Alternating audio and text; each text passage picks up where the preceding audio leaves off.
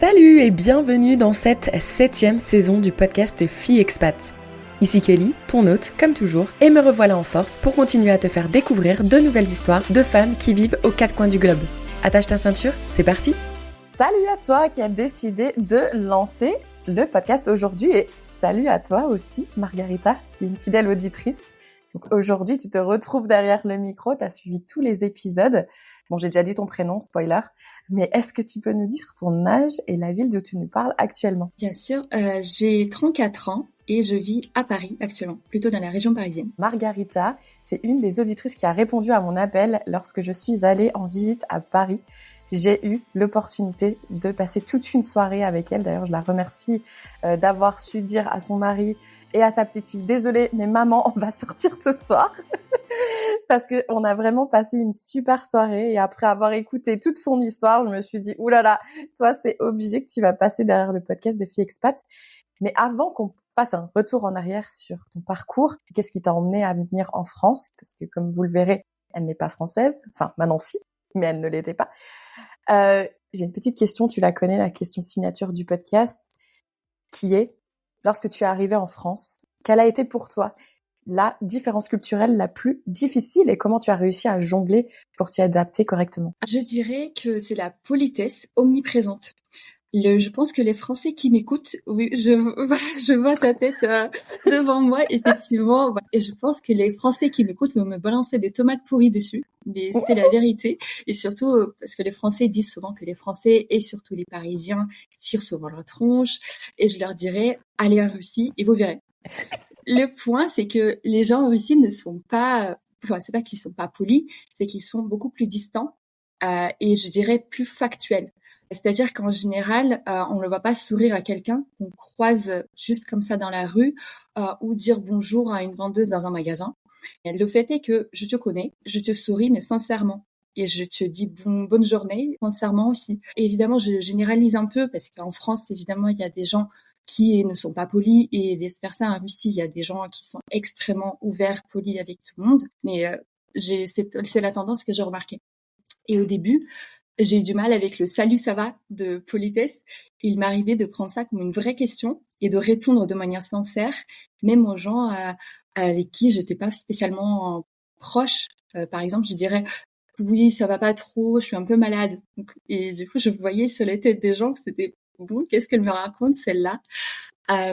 Et évidemment, je déballais pas tous mes problèmes, mais voilà. Avec le temps, je me suis habituée, mais je fais toujours un effort pour dire salut, ça va de politesse aux gens. Et peut-être une petite anecdote que je peux raconter par rapport à ça. En 2016, je suis allée au Kamchatka, donc dans ma région en Russie où j'ai grandi, pour les 50 ans de mon père. Et on est allé dans un supermarché et j'ai dit bonjour à la caissière en arrivant à la caisse. Et mon père, il m'a regardé, il me dit mais pourquoi tu dis bonjour? Parce que c'est poli. Il me dit, tu vas pas non plus dire bonjour à un chauffeur de bus en montant. Je dis, si. Ouais, donc ça m'a choquée à l'époque, je m'en souviens toujours. Et en revanche, en Russie, les gens sont extrêmement généreux et lorsqu'ils s'ouvrent à vous, ils vous donnent tout. Quand j'étais à la fac, on avait un prof qui nous fait une leçon pour expliquer que attention, si un Européen ou un Américain, surtout un Américain d'ailleurs, pour pas citer vraiment, pour pas généraliser, mais quand même c'était vraiment ce qui a été dit, pardon. S'il vous dit come here to my place, we'll have a dinner that will be great, n'y allez pas. Si vous venez, il va être surpris, il vous dire pourquoi tu viens. Alors qu'en Russie, si quelqu'un vous invite chez lui, il va vous accueillir les bras ouverts avec la table pleine de nourriture. Et avec le temps, je me suis habituée évidemment, mais ça me surprend toujours ces petites différences culturelles. C'est marrant comme quoi tout est une question de perspective et du contexte familial et la culture dans laquelle on a grandi. Et d'ailleurs, en général, avec mes invités, je retourne toujours en arrière pour en savoir un petit peu plus dans quel contexte toi tu as grandi. Mais toi, pour te connaître un tout petit peu, ça remonte même encore à plus loin. Et je pense que c'est important qu'on le précise. J'aimerais bien qu'on remonte à tes parents, qu'on remonte à leur histoire, à où est-ce qu'ils ont grandi comment ils se sont rencontrés, parce que je trouve que leur histoire, elle est vraiment magnifique. Et je pense que c'est ça aussi qui a fait qui tu es aujourd'hui. Et je pense que si ça t'embête pas, si on peut aller remonter encore plus loin, et j'espère qu'on va perdre personne, vous inquiétez pas, on va parler d'elle aussi. Mais avant, parlons des personnes qui ont fait qui tu es aujourd'hui. Oui, c'est vrai que ça fait partie peut-être de la richesse culturelle du pays, de mon pays, de la Russie. Et à l'époque, c'était l'URSS, vraiment le plus grand pays du monde. La Russie le reste toujours, mais à l'époque, c'était encore plus grand. Et ce qui faisait que les gens, comme c'était le même pays, les gens circulaient très facilement d'un pays vers l'autre sans se poser de questions. Donc, mon père est né en Ukraine. Ma mère est russe. Elle a grandi au Kazakhstan, mais elle est née au Kirghizstan. Donc voilà, déjà, pour commencer, on me pose des décors, c'est pas facile déjà, mais en tout cas, voilà, c'est la réalité. Donc, les parents de ma mère, ils ont décidé de s'installer au Kazakhstan il y a des années, juste comme ça, parce que c'était bien, c'était un bon point pour vivre, pourquoi pas. Et après, quand mes parents se sont rencontrés au Kazakhstan, parce que mon père faisait les études de pilote d'avion là-bas, et ma mère vivait là-bas avec ses parents. Ils avaient tous les deux 17-19 ans, donc ils ont 2 ans d'écart. Et mon père s'est retrouvé à l'hôpital parce que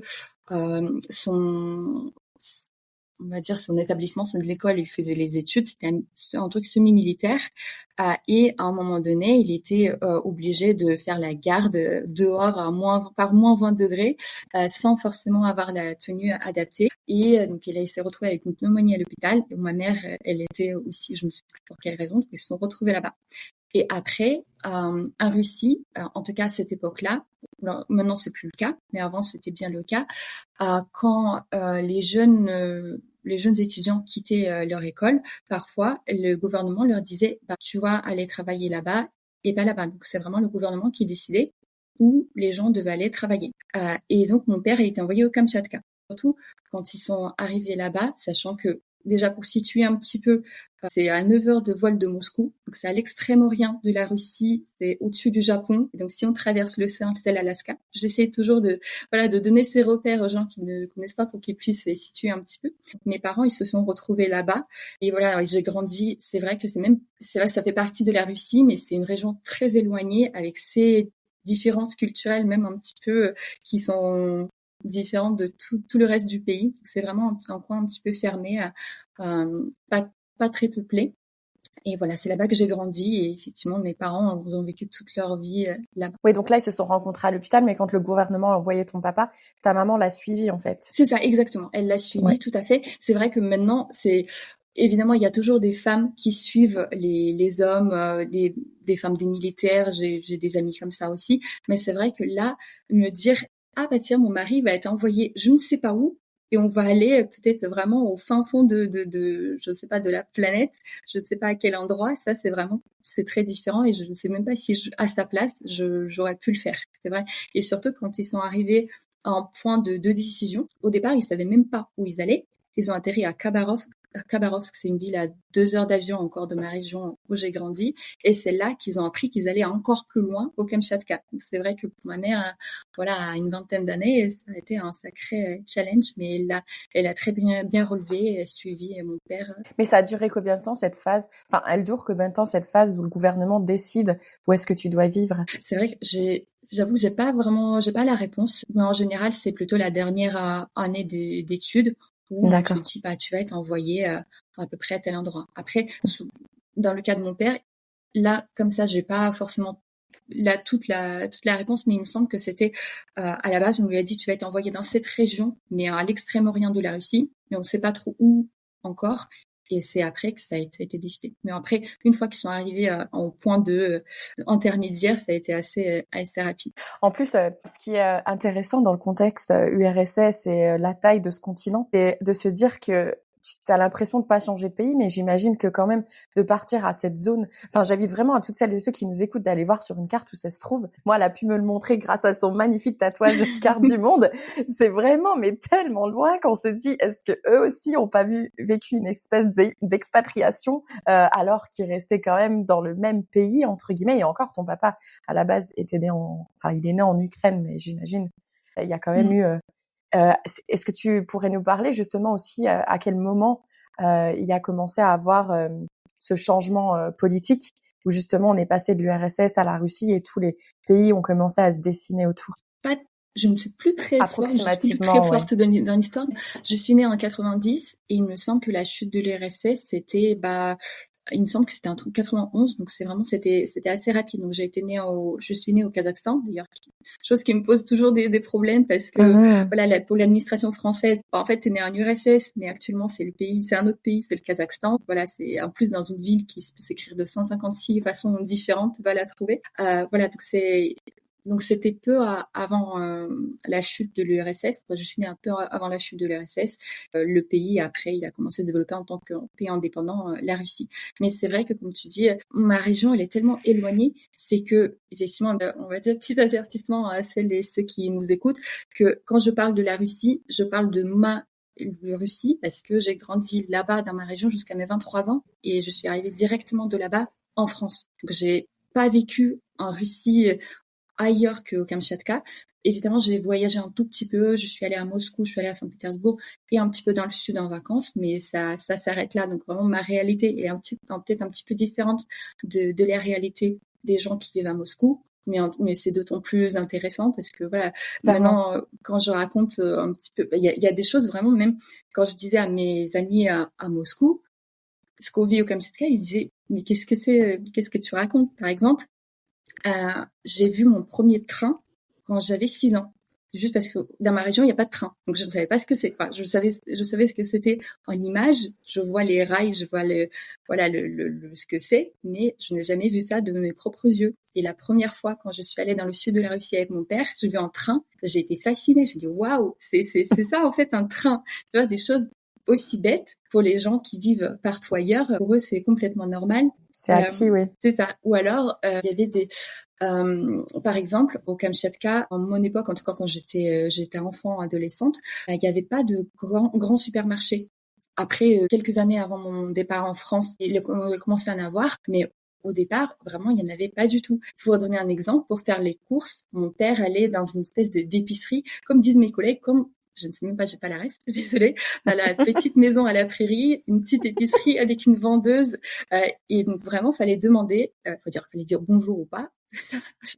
Chacun choisit. Et après, donc, fallait dire, je veux 1 kilo de farine, je veux, 1 kilo de bonbons. Elle te ramène ce qu'elle te ramène. Bon, t'es pas content, voilà, tu peux changer ou peu importe, tellement elle a fait des allers-retours. Tu te retrouves avec une montagne de courses devant toi. Et voilà. Et tout ça pour dire que quand je suis arrivée en France, j'ai atterri quand même dans la banlieue lyonnaise, à Villeurbanne, et à côté de mon immeuble, il y avait un énorme carrefour. J'ai été fascinée. Je suis allée là-bas juste pour regarder. Et pour moi, le meilleur moment de détente, c'était de faire les courses. Et quand je vais raconter à mes collègues qui me disaient, mais je déteste faire les courses, c'est une corvée. Et moi, même jusqu'à maintenant, j'ai gardé ce côté. J'adore parce que il y a tellement de choix, il y a tellement de choses, et tu peux aller te balader dans les rayons, tu peux prendre toi-même ce que tu veux. Pour moi, c'était tellement étonnant, surprenant que voilà, j'ai gardé ça, ce côté-là, et voilà, c'est ça pour expliquer un petit peu les différences même entre ma région et le reste de la Russie. Évidemment, je précise, depuis ça a changé, la région se développe de plus en plus, dans les 10 dernières années où vraiment là, il commence à avoir beaucoup des gens qui viennent visiter, il y a des supermarchés qui ouvrent, etc. Mais à mon époque, c'était vraiment ça, tout ce que j'ai connu à ma jeunesse. Ouais, et puis, ton époque, c'est dans les années 90, quoi. Donc nous, on s'en souvient très bien de nos années 90. Et justement, c'est l'époque de la petite maison dans la prairie. Et pour nous, ça paraissait déjà très, très loin. Donc je trouve que c'est ça qui est d'autant plus intéressant parce que toi, tu as vécu comme un espèce de bond dans le futur en venant en France. Mais le choc, il a dû quand même être très intense. Donc là, c'est trop intéressant justement de t'imaginer. Mais l'endroit où t'as grandi, est-ce que c'était un petit village? Est-ce que c'était une ville? Est-ce que tu saurais dire à peu près quel était le nombre d'habitants? Et qu'est-ce qu'on nous dit en grandissant dans ce genre de région? Qu'est-ce qu'on nous dit de faire? Qu'est-ce qu'on nous inspire à faire professionnellement et personnellement? C'est vrai que encore une fois, c'est très différent du reste du pays. C'est une péninsule fermée, donc le seul moyen de le quitter, c'est par avion. Et donc, ce qui fait que en termes d'activité, c'est assez limité. tous les gens qui veulent rester travailler là-bas, voilà, il n'y a pas tout. Il y a le nombre de métiers à exercer est assez limité. Et par exemple, dans mon cas, je voulais devenir journaliste, mais il n'y avait pas d'école de journaliste, pardon. Et du coup, je me disais, ma mince, j'aime trop écrire, j'aime trop imaginer les choses. Qu'est-ce qu'on peut faire? Et mon père a décidé il m'a proposé d'aller à Khabarov, c'est la ville qui a 2 heures d'avion de chez nous. Il me dit, voilà, là-bas, il y a une école de journalisme, je peux venir te voir, parce que mon père était pilote d'avion, donc c'était plus facile pour lui pour se déplacer, pour me surveiller, pour aider en cas de besoin. Voilà, et en tout cas, dans ma région, il n'y avait pas ça. Et ma mère a pris la décision pour moi. Elle a dit, bah non, je suis pas d'accord, donc tu vas aller à l'école de langue. Et l'école de langue, c'est parce que il y avait une fac de langue, parce que il y a quand même, malgré tout, même si c'est éloigné, c'est une région très très riche en termes de nature. Il y a énormément de choses à voir. Il y a des volcans, des ours, des geysers. Allez voir sur Internet, Mais non, mais tu vas nous envoyer des photos et on les mettra sur Instagram au moment de la sortie, parce que moi, je les ai vues, tes photos, et elles sont incroyables. Ouais, elles sont vraiment magnifiques. C'est vrai que c'est vraiment... Autant, il y a des choses, évidemment, il y a pas mal de défauts, je dirais, par rapport à la distance, par rapport à cette fermeture de tout le reste, cette coupure du reste du pays, les prix qui sont beaucoup plus élevés que dans d'autres régions de la Russie. Donc, il y a toutes ces choses-là, mais en revanche, il y a vraiment cette richesse de la nature qui est assez incroyable. Donc, il y a beaucoup de touristes, toute proportion gardée. Il y a pas mal de touristes étrangers quand même qui essaient de venir. Et donc là, il y a des opportunités parfois pour les étudiants de travailler dans le tourisme, dans des hôtels, dans des agences de voyage pour proposer des activités à des étrangers. Donc, c'est ça qui a vraiment motivé ta maman. Elle se rendait compte qu'il y avait peut-être une évolution dans la partie touristique, dans le monde du tourisme. Et donc, du coup, elle s'est dit, non, tu vas aller dans les langues. Comme ça, tu auras plus de chances d'être embauchée. C'est bien ça? C'est ça. Et aussi parce que en Russie, et surtout autant je parle pas de Moscou, Saint-Pétersbourg, des grandes villes, mais en tout cas, au Kamtchatka, donc déjà pour situer, peut-être pour répondre un petit peu à ta question, je suis désolée, je passe un petit peu d'un sujet à l'autre, mais voilà, il y a énormément de sujets qui sont liés. Donc ma région, à l'époque, en tout cas, il y avait, il me semble, 300 000 habitants, un truc comme ça. Donc pour une superficie à peu près égale à celle de la France. Donc déjà pour imaginer un petit peu les proportions, c'est assez étonnant. C'est une région qui est très peu peuplée, ou en tout cas la population, elle est très concentrée dans quelques grandes villes. Il y a une grande ville où j'ai fait mes études. Il y avait, je crois, à peu près 200 000 habitants, un truc comme ça. Oui. Et en tout cas, à l'échelle de la Russie, c'est une petite ville. Elle est pas énorme. Même la ville où habite actuellement ma mère, Yaroslav, il me semble un peu moins d'1 million d'habitants, mais c'est pas énorme. À l'échelle de la France, tu dis, ah ouais, c'est une grande ville, c'est comme Lyon, c'est comme, je ne sais pas, Marseille, peut-être un petit peu comme ça, mais c'est vrai que à l'échelle de la Russie, on n'a pas les mêmes on n'a pas les mêmes points de repère, c'est ça exactement. Et donc moi j'ai grandi dans la deuxième plus grande ville de la région. On avait à l'époque, il me semble, 50 000 habitants. Donc voilà, ça c'était vraiment une petite ville, comme on dit. Tout le monde connaît, pas tout le monde, mais il y a énormément de gens qui se connaissent. C'est assez fermé. Et après, à part ça, il y a des petits villages un peu partout dans la région, et dont beaucoup sont accessibles que par avion ou par hélicoptère. Donc mon père, il travaillait dans la région en tant que pilote des lignes locales, et donc entre 1 heure et 2 heures de vol, il allait parfois au nord, au sud, etc. pour transporter les gens, tout simplement, pour apporter de la nourriture, faire un peu de l'import-export local, parce que voilà, les gens étaient encore plus éloignés, donc pour eux, rien que pour aller par exemple à Moscou, il fallait d'abord qu'ils prennent l'avion ou l'hélicoptère pour venir dans ma ville, et après, ils pouvaient reprendre l'avion pour aller n'importe où en Russie. Donc ça, c'était vraiment quelque chose qui est assez étonnant aussi. Oui, des distances qui sont hors normes, dont on n'a vraiment pas l'habitude, nous, en Europe.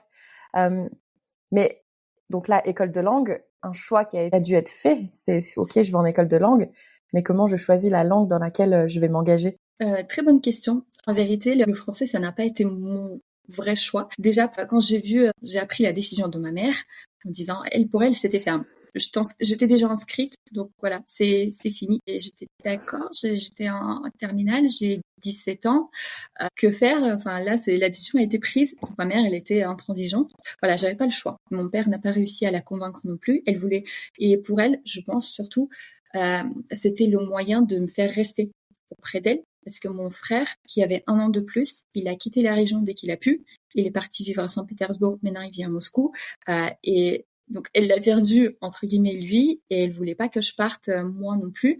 Donc voilà, je pense, en tout cas, on n'en a jamais vraiment parlé, mais en tout cas, mon avis, c'est que surtout, elle voulait pas que je parte. Donc, pas de bol, j'ai quitté la région pour partir encore plus loin. Elle s'est fait avoir par son propre piège. Exactement. Et d'ailleurs, elle a mis des années à vraiment accepter cette idée. Même pour une petite anecdote, un jour, il y a quelques années, peut-être il y a 5-6 ans, elle m'a dit, tu sais quoi, je suis allée voir une voyante. Elle m'a dit que tu allais revenir en Russie et que tu allais pas rester en France, que tu allais rester encore quelques années, mais après, tu allais revenir. D'accord, non. Je suis toujours là. Je suis mariée, j'ai un enfant. Donc, non, je ne pense pas partir. Mais en tout cas, voilà, comme tu dis, elle a été prise dans son propre piège.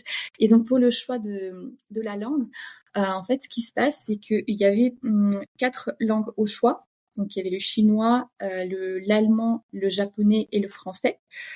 Et sachant que le chinois et l'allemand, il me semble, les cours étaient payants. Et donc, pour avoir une bourse, il fallait choisir soit le français, soit le japonais. Spoiler, la bourse, je l'ai pas eu. En plus, j'étais nulle en anglais, vraiment nulle, alors qu'il fallait avoir un super bon niveau en anglais déjà en entrée. Moi, je l'avais carrément pas. Et donc, il fallait choisir entre le japonais et le français. Donc, le pire des deux était le français. Désolée pour les Français. C'était pas mon choix, mais maintenant, je suis vraiment très contente. Donc là, le français, mais est-ce que... Enfin, ok, tu vas apprendre le français, mais est-ce qu'il y a des Français qui viennent dans ta région? Alors, pas du tout. J'ai dû, en 5 ans d'études, j'ai dû en voir peut-être 3 ou 4. Et surtout, la majorité, grâce à mon travail. Quand j'ai travaillé comme guide touristique pendant 4 ans pour amener les touristes en hélicoptère visiter les plus beaux paysages de la région. Donc là, j'ai effectivement rencontré quelques Français. Mais sinon, non, ça court pas les rues, clairement. Et même, on avait, il me semble, 3 profs de français. 2 ne sont jamais allés en France. Là, c'était pas, en tout cas, peut-être entre-temps, peut-être que c'était arrivé, mais en tout cas, voilà, ça, à l'époque, ça n'a pas été le cas. Donc, voilà, l'enseignement était de qualité quand même. On avait les règles de grammaire, les profs assez rigoureuses, mais en tout cas, on n'avait pas aucun moyen d'avoir un vrai échange avec un vrai français. Donc, ce qui a fait que quand je suis arrivée en France, clairement, je ne comprenais rien de ce qu'on me disait. De proportion gardée, j'ai réussi à me débrouiller, mais c'est vrai que c'était pas du tout le niveau qu'on pouvait avoir si on apprenait une autre langue en France en suivant des cours à distance ou avec des profs locaux, je veux dire natifs. Donc voilà, il y avait pas rien de tout ça, donc c'était d'autant plus compliqué d'apprendre le. Mais c'est vrai qu'une fois que ça a été commencé, j'ai dit, mais je ne peux pas rester nulle. J'étais nulle en anglais. J'ai réussi à rattraper mon retard. Donc, j'ai été très, très contente. Et après, je me suis dit, faut vraiment que je mette les bouchées doubles. Faut que j'apprenne le français. Et quand j'ai commencé à l'apprendre, ça a été vraiment un coup de foudre. Je ne sais pas comment l'expliquer. J'ai adoré. Et donc, vraiment, à partir de là, tout a commencé. J'ai passé mes journées mon temps libre à apprendre le français. Je me suis inscrite sur un site où, je pouvais échanger au moins sur Internet, par écrit, avec des Français qui voulaient apprendre le russe pour apporter de l'aide mutuellement. Donc, j'ai essayé de tout faire pour apprendre le français. Oui, est-ce qu'il n'y aurait pas eu un coup de foudre pour quelqu'un avec qui tu faisais parce que quand même, avoir un coup de foudre pour une langue, moi j'ai appris l'allemand pendant 9 ans, j'ai jamais eu de coup de foudre. Je déteste l'allemand et je le parle pas. Mais enfin, je comprends que tu as peut-être eu un déclic, mais est-ce qu'il y aurait pas justement un biais, un facteur que maintenant tu te dis oui, avec du recul, peut-être que c'était la prof, par exemple. Des fois, il suffit de tomber sur un prof qui te fait aimer la langue. Est-ce que c'était une étudiante qui était en promo avec toi, ou est-ce que c'était justement une personne francophone avec qui tu avais initié ces échanges, ou non, c'est vraiment un coup de foudre au hasard? Là, comme ça, j'ai pas, effectivement, c'est un bon raisonnement pour essayer de comprendre d'où ça vient. Là, comme ça, j'ai pas la réponse, mais c'est vrai que quand j'ai commencé à apprendre le français de manière intense, vraiment essayer de faire plus que ce qui a été demandé à la fac, effectivement, via ce site, j'ai trouvé une personne, donc il s'appelle Jérôme, et on est toujours amis. Donc vraiment, il vit à Lyon, moi je vis à Paris. Ça a été un coup de foudre amical. Donc vraiment, on est resté à se raconter nos vies pendant des de longues heures. Même parfois, ma mère me posait la question, ah, alors ça va, Jérôme? C'était vraiment comme si c'était un cousin éloigné, sachant qu'il n'y a jamais eu une arrière-pensée quelconque. C'était vraiment strictement amical et vraiment j'ai beaucoup apprécié ces échanges. Et ça a été plutôt la suite de mon coup de foudre pour la langue française et qui m'a finalement beaucoup aidée, parce qu'il a beaucoup été là, beaucoup été présent quand je suis arrivée en France pour m'aider avec des démarches, pour m'expliquer un petit peu comment ça se passe ici en général. Une fois même, il s'est porté garant pour un appart quand j'avais aucune solution pour trouver un logement. Donc vraiment, il a pris le risque énorme, sachant que voilà, j'étais étudiante, j'avais pas beaucoup de revenus. Il s'est porté garant pour moi et vraiment, ça a été j'apprécie beaucoup sa présence dans ma vie, même si on discute pas tous les 4 matins, mais on essaie toujours de temps en temps de se donner des nouvelles, au moins souhaiter bon anniversaire, et etc. Donc on est au courant de nos vies. S'il écoute ce podcast, on lui dit merci Jérôme et on lui fait un petit big up. Parce que comme tu dis, c'est vrai que c'est important. Parce que quand tu fais une école de langue comme ça, j'imagine que le focus va être sur la grammaire, l'orthographe, le vocabulaire, etc.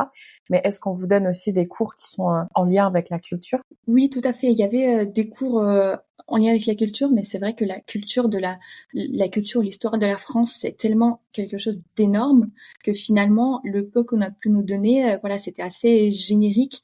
Et puis, pour être tout à fait honnête, c'est pas ça qui m'intéressait le plus. Je voulais juste apprendre à parler. Et évidemment, après, en arrivant en France, j'ai dû rattraper tous les retards pour arrêter de dire, ah non, j'ai pas la rêve sur ça, sur ça, sur ça. Même si j'en ai toujours, évidemment, quand on passe 23 ans de sa vie, 23 premières années de sa vie dans un autre pays, évidemment, il y a toujours des choses que je comprends pas, des vieilles pubs quand les gens sont en train de rigoler. Ah, bah, tiens, tu te rappelles, je sais pas, tu vas être brossé Martine ou des choses comme ça. Bon, même ça, je suis allée chercher sur Internet, je sais ce que c'est. Voilà, mais c'est vrai que voilà, j'ai essayé tant bien que mal d'apprendre tout ce qui est lié à la culture française en cours, mais c'était clairement pas du tout suffisant. Non, mais c'est intéressant ce que tu dis au niveau des références, parce que moi, c'était un peu pareil quand je suis arrivée aux États-Unis. Je me souviens, mon copain américain, même, il avait souvent des t-shirts qui faisaient des références à des pubs ou à des shows que eux ils regardaient quand ils étaient jeunes, et ces t-shirts étaient censés être drôles. Et moi, quand je les voyais, j'étais en mode, mais pourquoi ils portent un t-shirt comme ça? Enfin, c'est moche. Et à chaque fois, il m'expliquait la ref.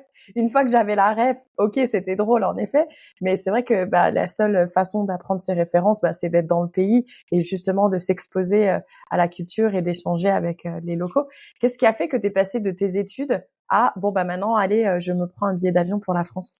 C'est vrai que c'était une histoire assez étonnante, parce que en plus de ma passion pour le français, la deuxième grande passion de ma vie, c'était le biathlon. Sachant que les sports d'hiver sont très aimés, très appréciés par les Russes, surtout dans ma région. Ce qui fait que dans ma famille, on était vraiment des très grands fans de biathlon. Pour donner un exemple, avec mon père, on pouvait se mettre un réveil à 3h du matin pour se réveiller, pour regarder en live une course.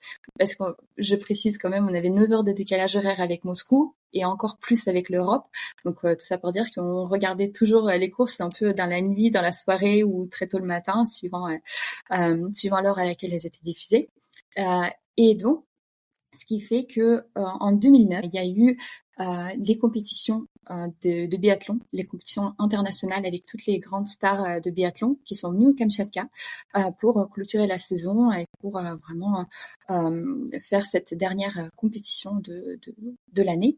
En 2009, déjà, j'ai été spectatrice, j'ai adoré, j'étais près du stade et je me suis dit, mais ce serait tellement génial de travailler là-bas, d'avoir toute cette ambiance près de moi et pas juste autour du stade. Et donc, j'ai eu un gros coup de chance, peut-être en coup de chance aussi parce que j'ai quand même beaucoup travaillé mon français et mon anglais. J'ai été parmi les meilleures étudiantes de la fac, de ma promo, ce qui fait que j'ai été sélectionnée pour travailler en tant que bénévole avec les sportifs pour les compétitions de biathlon en 2010, donc l'année suivante. Et j'ai adoré ça. Donc vraiment, j'ai rencontré toutes ces grandes stars en vrai. C'était juste magnifique. Et en deuxième coup de chance, c'est que cette même année, il y a eu, peut-être que certaines personnes s'en souviennent, il y a eu l'explosion du volcan en Islande qui a paralysé le trafic aérien partout dans le monde, ce qui a fait que ces sportifs se sont retrouvés pendant une semaine, il me semble, une semaine entière dans ma région, donc au Kamchatka. Et donc on a fait pas mal de sorties, je les accompagnais partout dans des visites, on a fait des balades en bateau, des visites de plein de choses. Donc ça, c'était génial.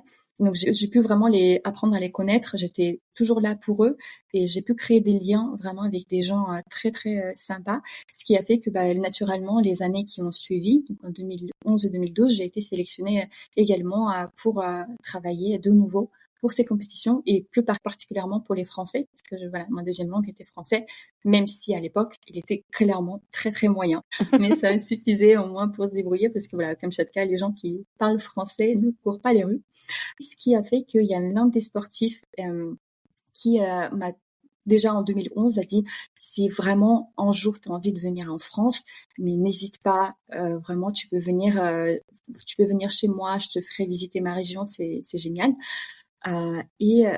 Sachant que même en 2011 et 2012, pareil, à chaque fois quand je travaillais avec eux, je proposais toujours de les amener un peu, à visiter des choses, d'aller voir des restos locaux, des piscines thermales. Vraiment, j'étais très investie, ça me faisait plaisir. Ouais, parce qu'en plus, toi, t'étais pas payée à faire ça, c'était vraiment, tu le faisais de façon bénévole. C'est ça, je le faisais parce que j'adorais le sport, j'adorais le biathlon, j'adorais les Français, et tout ça combiné, vraiment, ça a été mon plus grand bonheur.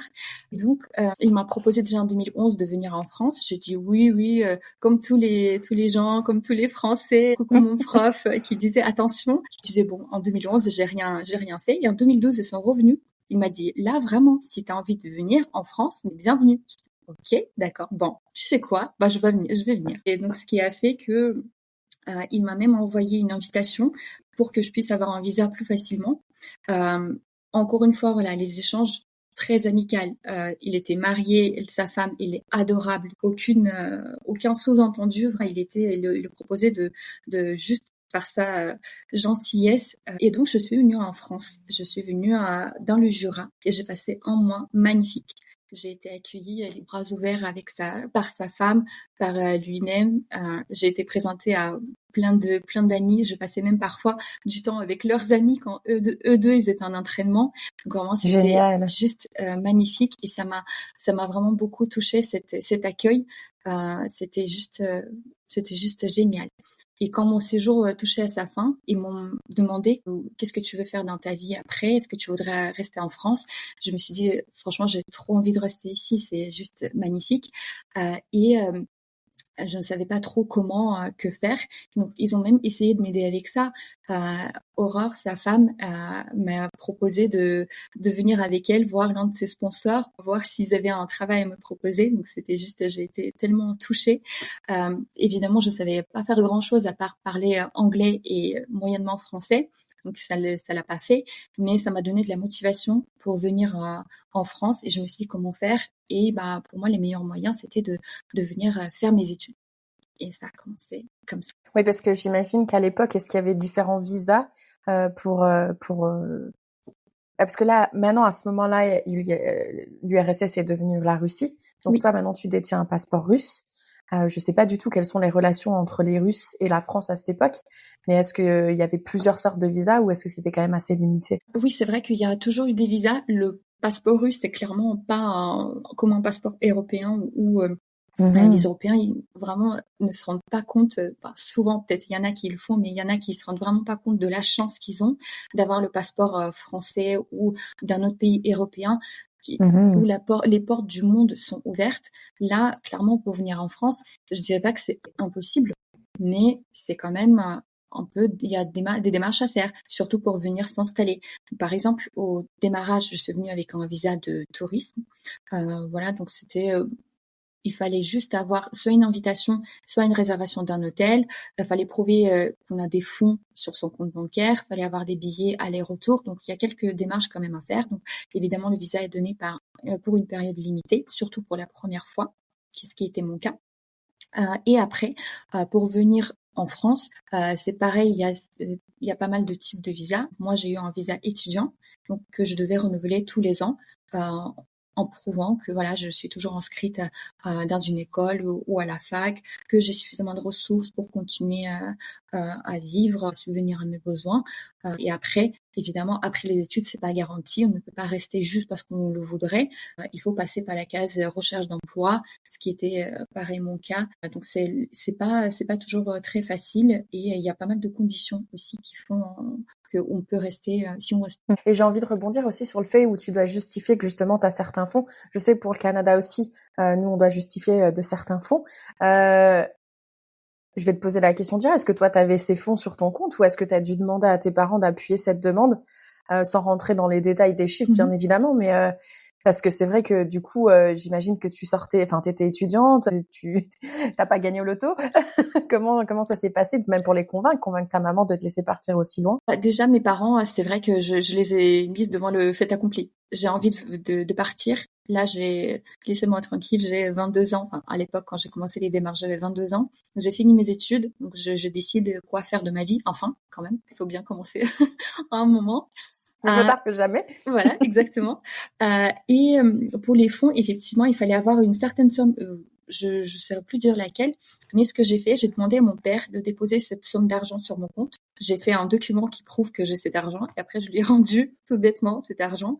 Et pour quand même avoir de quoi vivre en France, j'ai vendu ma voiture, ma petite Micra qui valait pas grand-chose, mais ça m'a suffi quand même pour démarrer, pour venir m'installer et évidemment tout de suite aller chercher un travail pour pouvoir payer mon loyer, mes études et tout ça. Quand tu t'es installée, donc tu étais dans la région de Lyon ou tu étais même à Lyon? Oui, c'est ça. Ma fac était à Lyon, donc Lyon 3.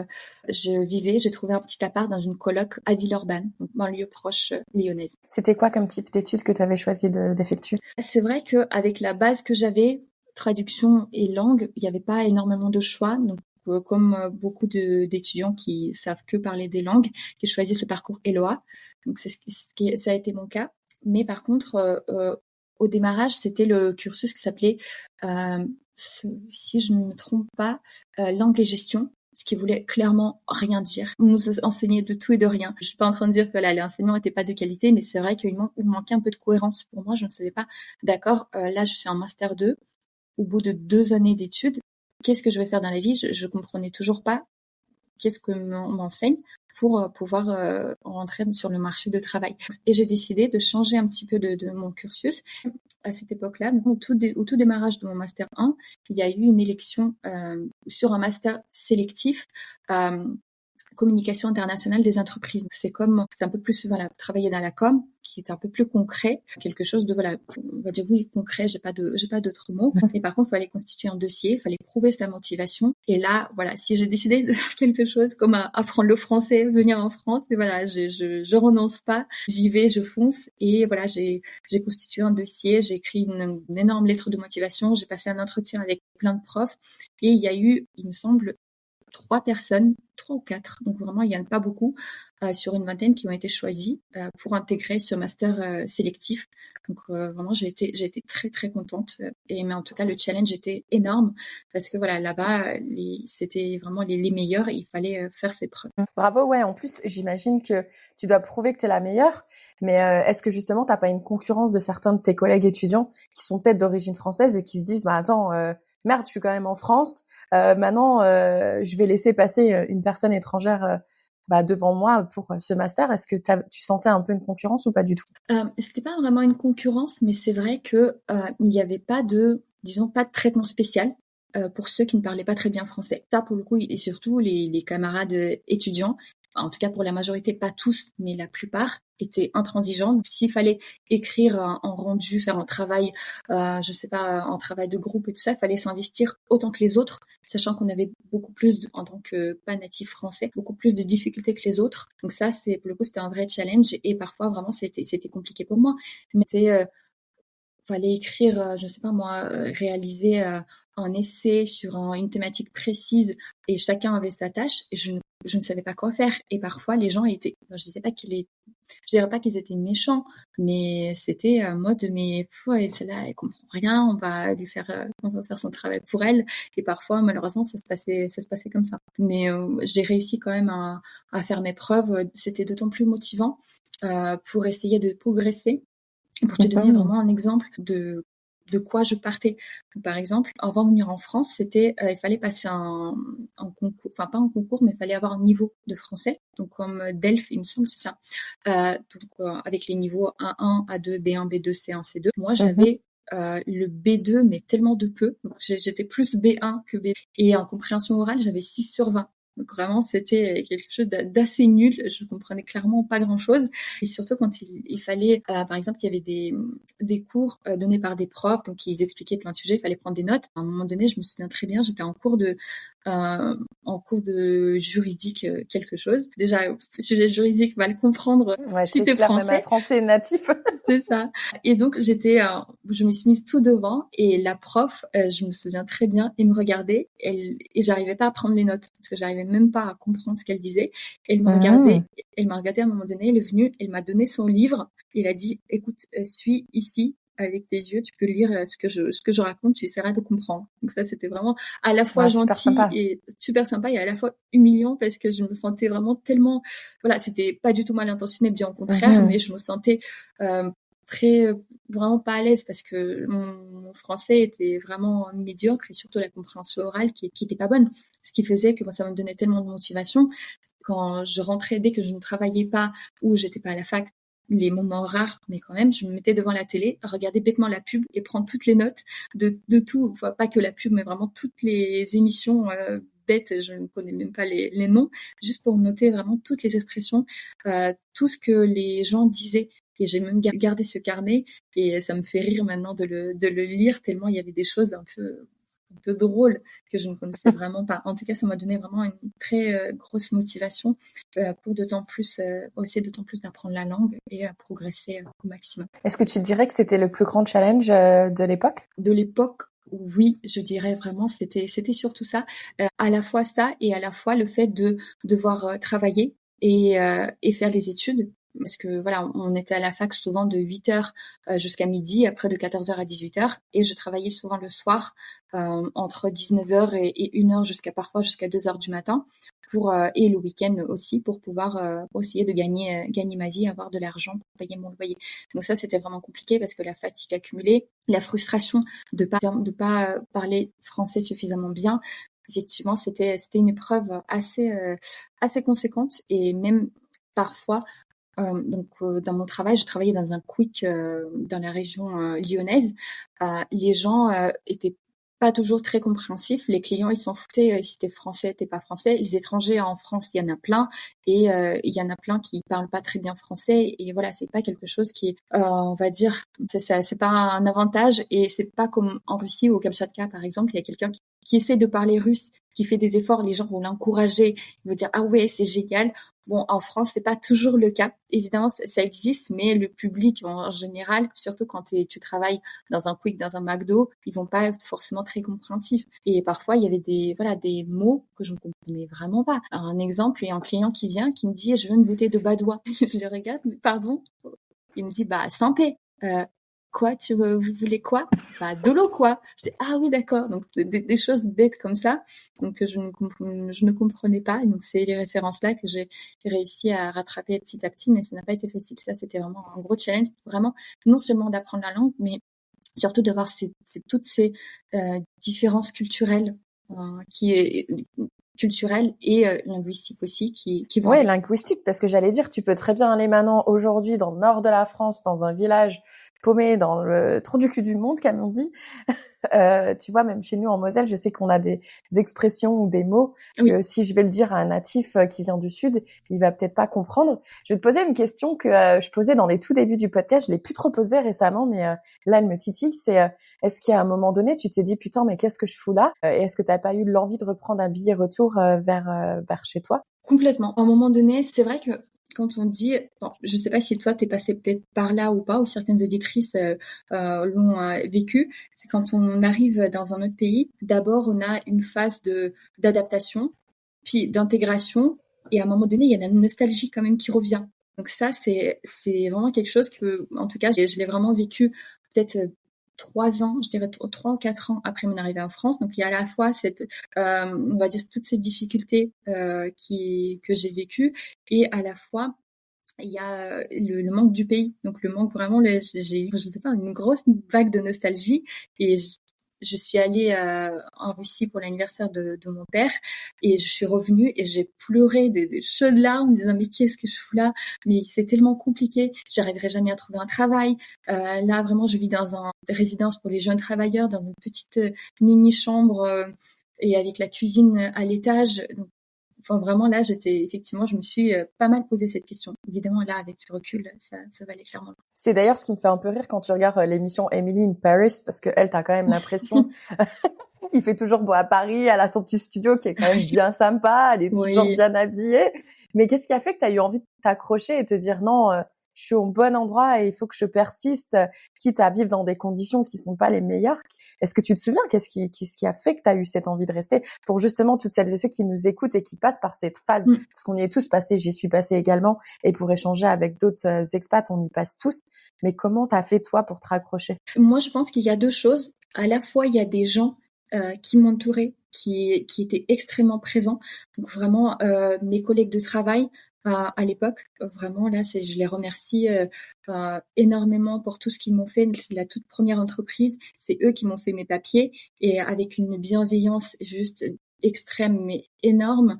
Vraiment, il y a des gens comme Jérôme, comme Antoine, comme vraiment, je cite certaines personnes, comme toutes mes copines, comme Aurélie. Je pense que voilà, si elle écoute ce podcast, je la remercie d'avoir toujours été là pour moi. Donc vraiment, par des moments difficiles, il y a des gens qui étaient toujours là. Donc c'est super important de bien s'entourer, de se dire il y a pas que des méchants, il n'y a pas que des difficultés, mais aussi il y a des gens, je peux toujours compter sur eux, et ça c'est juste génial. Et aussi, je dirais que dans mon cas, en tout cas, quand j'ai quitté ma région, et après, peu de temps après, enfin, peut-être quelques années après, mes parents l'ont quitté aussi. Donc, ce qui faisait que dans ma région, il n'y avait plus personne, il n'y avait plus de famille. Après, mes parents ont divorcé et ils sont partis dans 2 villes différentes, ce qui faisait que je me retrouvais, même si je devais rentrer, mais rentrer où?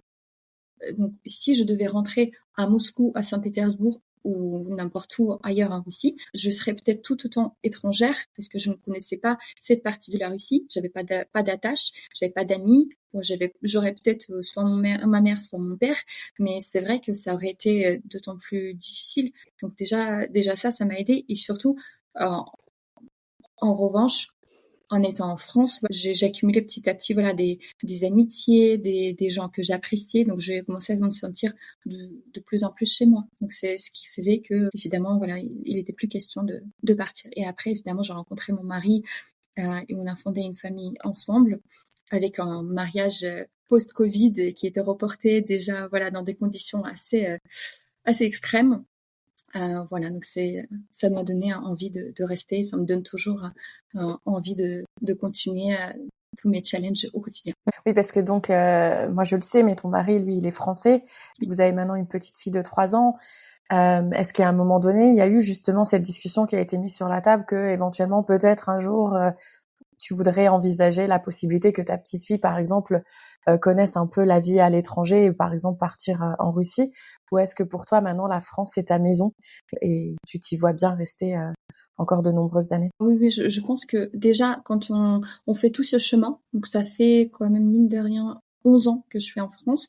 J'ai mis tellement de temps et tellement d'efforts pour m'adapter que je me vois plus partir ailleurs.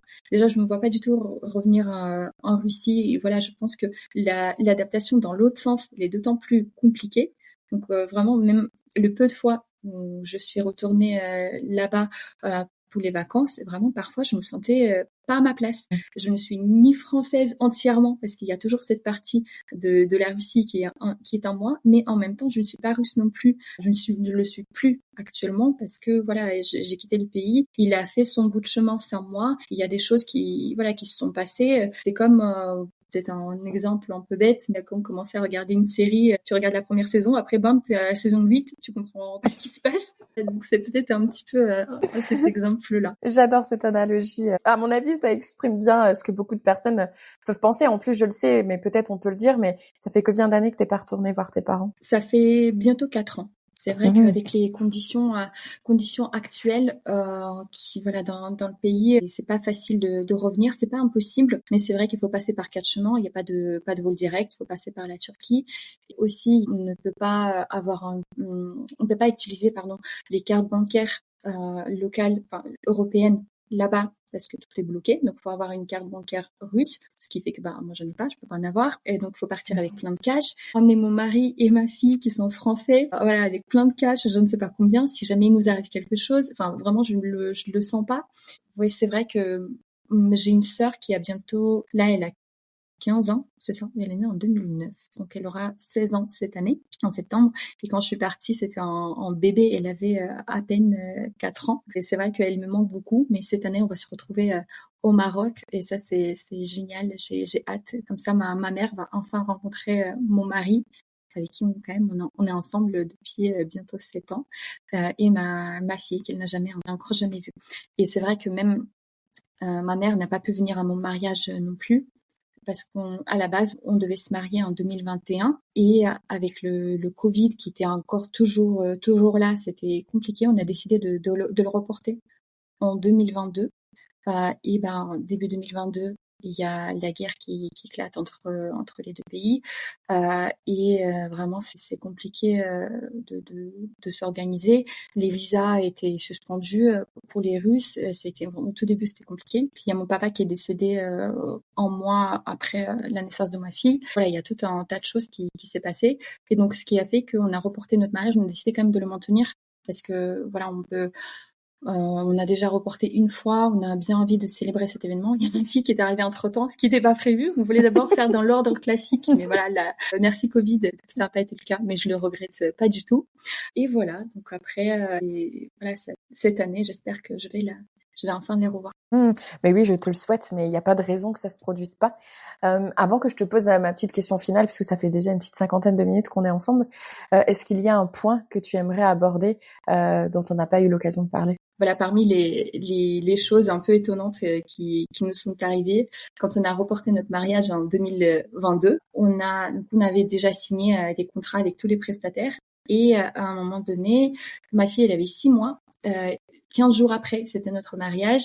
Et j'étais en train de faire la sieste, j'étais crevée. Et je me réveille, je vois sur mon téléphone, il y a plusieurs appels d'absence de mon mari. Je me dis, qu'est-ce qui se passe? Il m'a dit, Margarita, j'ai eu un appel de notre lieu, notre traiteur, il est décédé. Il s'est suicidé, on n'a plus de traiteur. Le mariage est dans 15 jours. J'étais là, mais quoi? Mais qu'est-ce que tu racontes?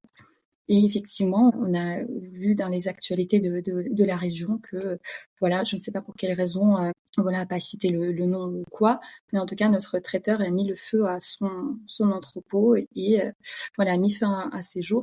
Il était encore d'ailleurs en vie, mais elle est décédée malheureusement par la suite. Ce qui faisait que 15 jours avant le mariage, on n'avait pas de traiteur. On avait un beau château dans la région parisienne qui était réservé, mais voilà, ce qui a fait que, on s'était dit, j'étais en panique. Et heureusement, encore une fois, c'est on va dire les connexions humaines font que voilà, on avance dans la vie, on peut vraiment se sortir de toute situation compliquée.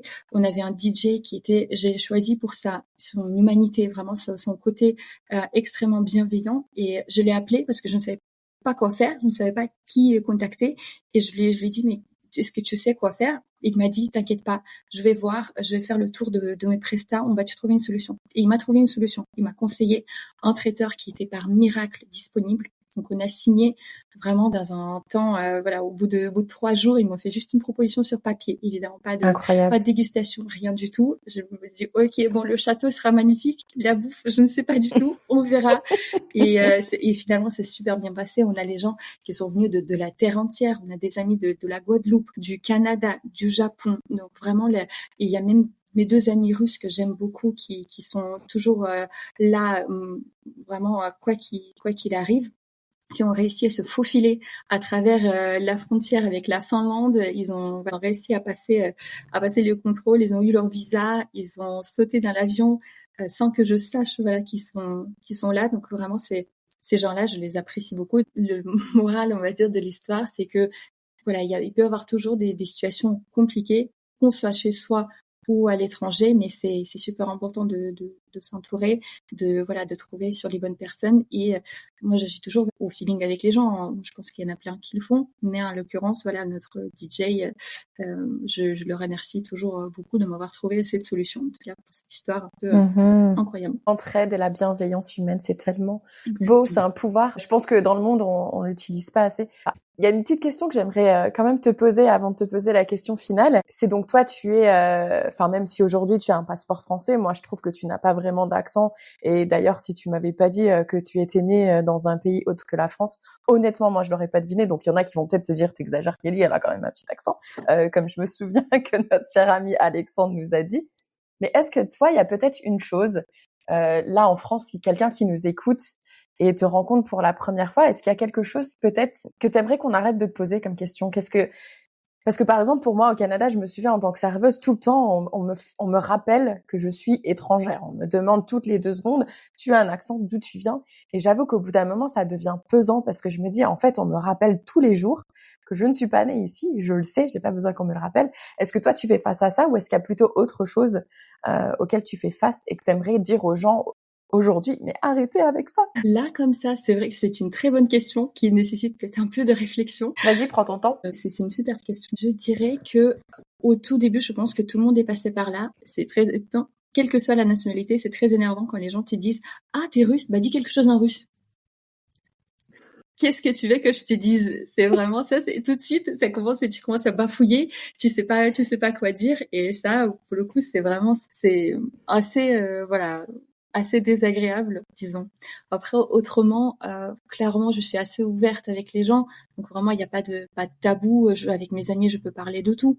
Donc il n'y a pas vraiment de situations comme ça que je demanderais que les gens arrêtent de me poser comme question. Pas vraiment. Mais arrêtez de dire quelque chose en russe. Moi, ça me fait trop rire. À chaque fois que je dis, je suis française, en Amérique du Nord, hein, surtout, on me répond, ah, tabarnak! Non, tabarnak, c'est québécois. On n'utilise pas ce mot en France. Tabarnak! Ah oui. Tabarnak. Oui, c'est vrai, oui, je vois très bien. Ou soit, je sais pas combien de fois j'ai entendu pipi le piou ou alors omelette du fromage, alors que ça se dit même pas. Je disais tout le temps, c'est omelette au fromage, pas omelette du fromage. C'est vrai. Voilà. C'est vrai. Après, juste peut-être pour ajouter sur ça, tu vas me dire, bon, arrête, on déborde trop. C'est mais pas grave. C'est la dernière histoire, je pense, qui mérite d'être racontée parce qu'elle est vachement drôle et ça concerne les différences culturelles.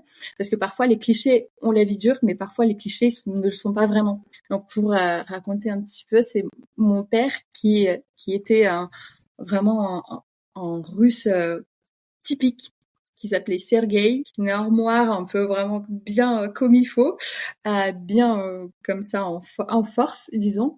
La seule fois d'ailleurs qu'ils sont venus me voir en France avec ma mère, on est allé dans un resto français. Et mon père, en tant que bon russe, et oui, qui confirme bien les clichés, il m'a dit « Ah bah tiens, demande au serveur de commander une carafe de vodka. » Moi, j'allais dire un shot, mais non, une carafe, non, carrément. Une carafe, parce qu'en Russie, quand t'as une grosse occasion, bah tu prends des carafes de vodka. Il était seul à le boire quand même, mais et c'était pas un alcoolique, c'était juste il digérait bien, il tenait bien l'alcool, donc il y avait pas de souci.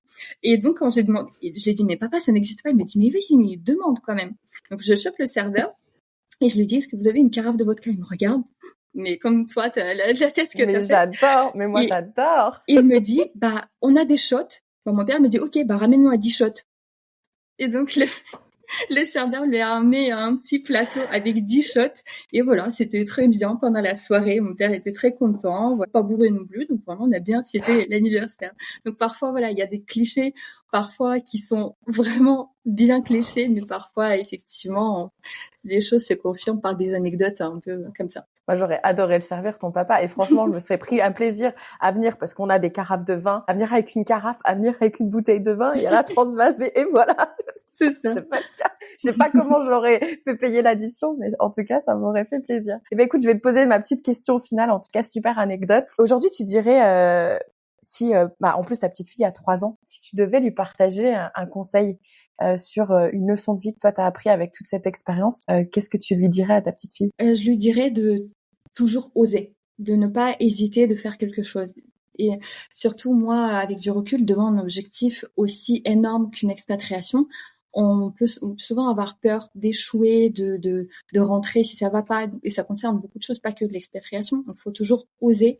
Et je peux dire après avoir parcouru tout ce chemin, je peux dire que ça valait tellement le coup d'essayer, et c'est une très grande richesse. Donc contrairement à ma maman, mais évidemment avec son passé, quand le pays malgré tout il vivait quand même un petit peu enfermé, qui ne voulait pas que je parte, moi je dirais à ma fille, vas-y, explore le monde, c'est génial. Et c'est super de réaliser à quelle chance c'est de pouvoir tirer le meilleur des deux cultures.